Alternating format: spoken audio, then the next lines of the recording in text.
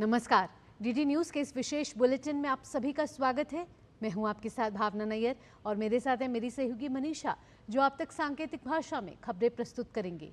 शुरुआत कर लेते हैं सुबह की सुर्खियों के साथ। प्रधानमंत्री नरेंद्र मोदी ब्राजील की सफल यात्रा के बाद नामीबिया के लिए रवाना। नामीबिया में राष्ट्रपति के साथ करेंगे द्विपक्षीय बैठक। कई समझौतों पर हस्ताक्षर होने की उम्मीद।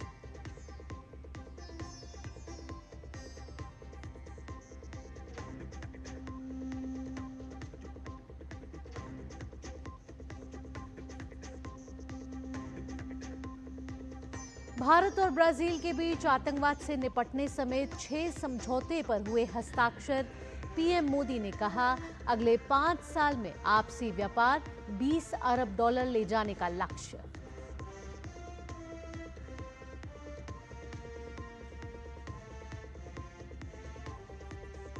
प्रधानमंत्री मोदी ब्राजील के सर्वोच्च सम्मान national order of southern cross से सम्मानित। अब तक मिले 26 अंतर्राष्ट्रीय सम्मान।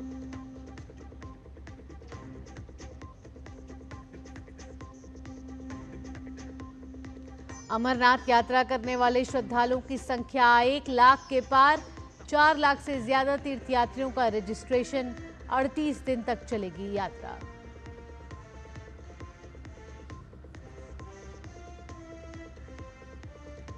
डोनाल्ड ट्रंप ने पुतिन पर साधा निशाना। कहा, यूक्रेन पर सिर्फ बकवास कर रहे हैं पुतिन। रूस पर सख्त प्रतिबंधों की दी चेतावनी।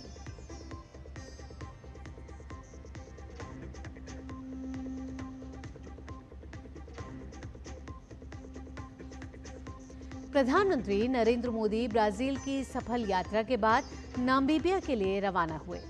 ये 27 सालों बाद किसी भारतीय प्रधानमंत्री का नामीबिया दौरा है।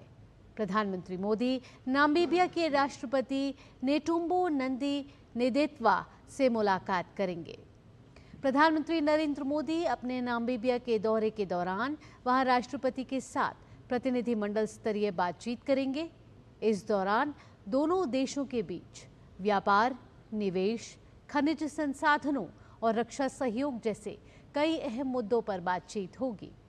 साथ ही प्रधानमंत्री मोदी नामीबिया के राष्ट्रीय स्मारक हीरोज एक्र पर जाकर देश के संस्थापक डॉक्टर सैम नुजोमा को श्रद्धांजलि भी अर्पित करेंगे। इसके अलावा वे नामीबिया की संसद को संबोधित करेंगे और वहां मौजूद भारतीय प्रवासी समुदाय से भी मुलाकात करेंगे। दोनों देशों के बीच डायमंड बिजनेस, जरूरी खनिजों और यूरेनियम सप्लाई पर चर्चा की संभावना है। ये प्रधानमंत्री मोदी के 5 देशों के दौरे का अंतिम चरण है। इससे पहले प्रधानमंत्री मोदी घाना, त्रिनिदाद एंड टोबैगो, अर्जेंटीना और ब्राजील का दौरा कर चुके हैं।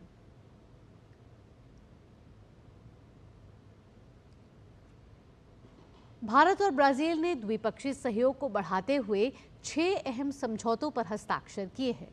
प्रधानमंत्री नरेंद्र मोदी और ब्राजील के राष्ट्रपति के बीच वार्ता और प्रतिनिधिमंडल स्तर की बातचीत के बाद समझौता पत्रों का आदान प्रदान किया गया।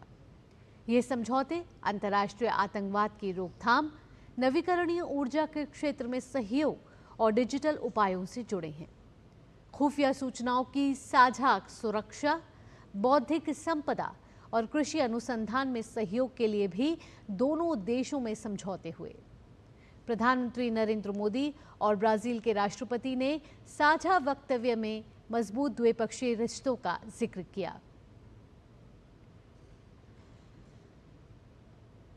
हर क्षेत्र में मजबूत सहयोग की प्रतिबद्धता जताते हुए प्रधानमंत्री मोदी ने कहा कि दोनों देशों ने अगले 5 वर्ष में द्विपक्षीय व्यापार 20 अरब डॉलर तक ले जाने का लक्ष्य निर्धारित किया है।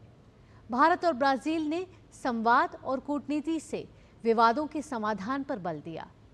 पीएम मोदी ने कहा कि ऊर्जा के क्षेत्र में हमारा सहयोग निरंतर बढ़ रहा है। पर्यावरण और क्लीन एनर्जी दोनों देशों की मुख्य प्राथमिकता है।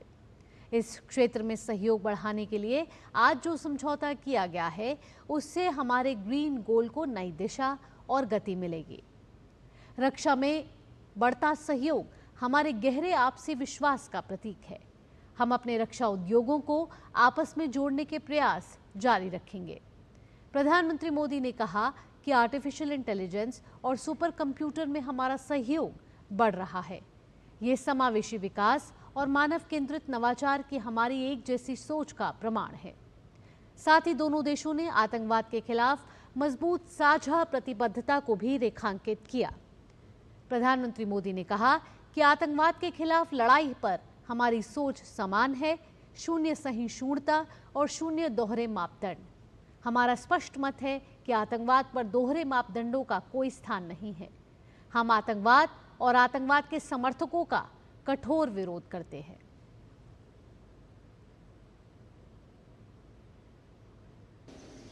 हम एकमत है कि सभी विवादों का समाधान डायलॉग और डिप्लोमेसी के माध्यम से होना चाहिए। आतंकवाद के खिलाफ लड़ाई पर हमारी सोच समान है। Zero tolerance and zero double standards. हमारा स्पष्ट मत है कि आतंकवाद पर दोहरे मापदंडों का कोई स्थान नहीं है। हम आतंकवाद और आतंकवाद के समर्थकों का कठोर विरोध करते हैं।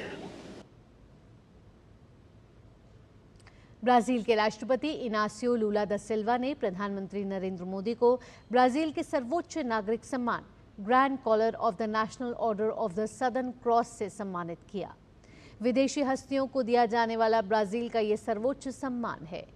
यह अवार्ड मित्रता और सम्मान के प्रतीक के रूप में प्रदान किया जाता है। इस अवार्ड की स्थापना 1822 में सम्राट पेड्रो प्रथम ने ब्राजील की आज़ादी के उपलक्ष्य में की थी। 1932 में इस सम्मान को तत्कालीन राष्ट्रपति गुतेलियो वर्गास ने फिर से स्थापित किया। सम्मान स्वीकार करते हुए प्रधानमंत्री नरेंद्र मोदी ने ब्राजील की सरकार और लोगों के प्रति आभार व्यक्त किया और इसे गहरे द्विपक्षीय संबंधों को समर्पित किया।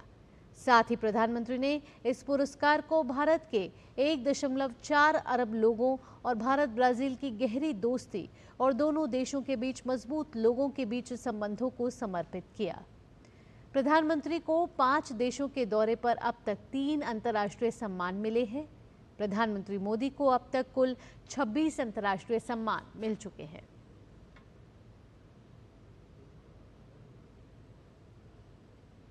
उत्तर प्रदेश में एक पेड़ मां के नाम अभियान के तहत आज एक दिन में 37 करोड़ पौधे लगाए जाएंगे। इस अभियान के तहत मुख्यमंत्री योगी आदित्यनाथ अयोध्या, आजमगढ़ और गोरखपुर में पौधारोपण करेंगे। राज्यपाल आनंदीबेन पटेल बाराबंकी, उप मुख्यमंत्री केशव प्रसाद मौर्य मेरठ और ब्रजेश पाठक लखनऊ में पौधारोपण कार्यक्रम में शामिल होंगे। वहीं डॉक्टर भीमराव अंबेडकर विश्वविद्यालय में 2100 लोग एक साथ पौधे लगाएंगे। इस अभियान में 26 विभाग और 25 करोड़ नागरिकों की सहभागिता रहेगी। वायु गुणवत्ता प्रबंधन आयोग ने दिल्ली और एनसीआर में पुराने वाहनों पर ईंधन प्रतिबंध को स्थगित कर दिया है। अब तक प्रतिबंध 1 नवंबर 2025 से लागू होगा, यानी डीजल की 10 साल और पेट्रोल की 15 साल पुरानी गाड़ियों को 31 अक्टूबर तक पेट्रोल डीजल मिलता रहेगा। ये फैसला वायु गुणवत्ता प्रबंधन आयोग की हुई बैठक में लिया गया है। ये फैसला तब हुआ जब दिल्ली में प्रतिबंध को लागू करने के लिए आवश्यक ANPR कैमरा सिस्टम में कमियों को चिन्हित किया गया। अब यह प्रतिबंध 1 नवंबर 2025 से दिल्ली, गुरुग्राम, फरीदाबाद, गाजियाबाद, गौतम बुद्ध नगर और सोनीपत में लागू रहेगा। एनसीआर के बाकी हिस्सों में अप्रैल 2026 से इसे लागू किया जाएगा।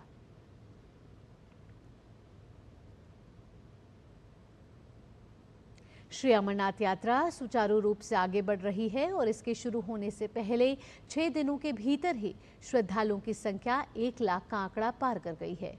अब तक 1,11,000 श्रद्धालुओं ने बाबा बर्फानी के दर्शन कर लिए हैं। 4 लाख तीर्थयात्रियों ने रजिस्ट्रेशन कराया है। इस तरह से ये यात्रा को लेकर पिछले साल की तरह ही भारी उत्साह नजर आ रहा है। आध्यात्मिक उत्सव और यात्रा पहलगाम और बालटाल दोनों मार्गों पर सुचारू रूप से जारी है और आने वाले दिनों में और अधिक भक्तों के आने की उम्मीद है। उपराज्यपाल मनोज सिन्हा सहित अन्य वरिष्ठ अधिकारी नियमित तौर पर यात्रा के प्रबंधों का जायजा ले रहे हैं। श्रद्धालुओं की सुरक्षा और सुविधा सुनिश्चित करने के लिए व्यापक सुरक्षा और रसद व्यवस्था के बीच वार्षिक अमरनाथ यात्रा आधिकारिक तौर पर 3 जुलाई को शुरू हुई थी, जो 38 दिन तक चलेगी। अमेरिका के राष्ट्रपति डोनाल्ड ट्रंप ने रूसी राष्ट्रपति व्लादिमीर पुतिन को यूक्रेन युद्ध के मुद्दे पर आड़े हाथों लिया है। कल व्हाइट हाउस में आयोजित एक कैबिनेट बैठक के दौरान ट्रंप ने पुतिन की नीति पर नाराजगी जाहिर करते हुए रूस पर और सख्त प्रतिबंध लगाने के संकेत दिए। ट्रंप ने कहा, हमें पुतिन की तरफ से बहुत सी बकवास मिल रही है। वो हर वक्त बहुत अच्छे बनते हैं, लेकिन वह सब बेकार साबित हो रहा है। उन्होंने ये भी जोड़ा कि पुतिन बहुत सारे लोगों की जान ले रहे हैं, अपने सैनिकों को भी और यूक्रेन के लोगों को भी। इस दौरान सेनेट द्वारा प्रस्तावित रूस पर अतिरिक्त प्रतिबंधों के बिल को समर्थन देने के एक सवाल के जवाब में ट्रंप ने कहा कि वो इस पर गंभीरता से विचार कर रहे हैं।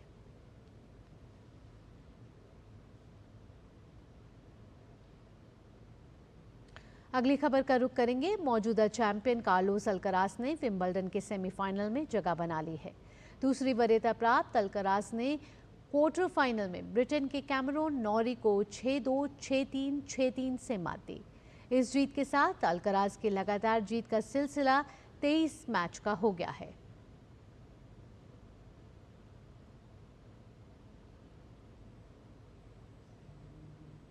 इसी के साथ इस विशेष बुलेटिन में इतना ही। मुझे और मेरी सहयोगी मनीषा के साथ फिलहाल के लिए टीम को दीजिए अनुमति।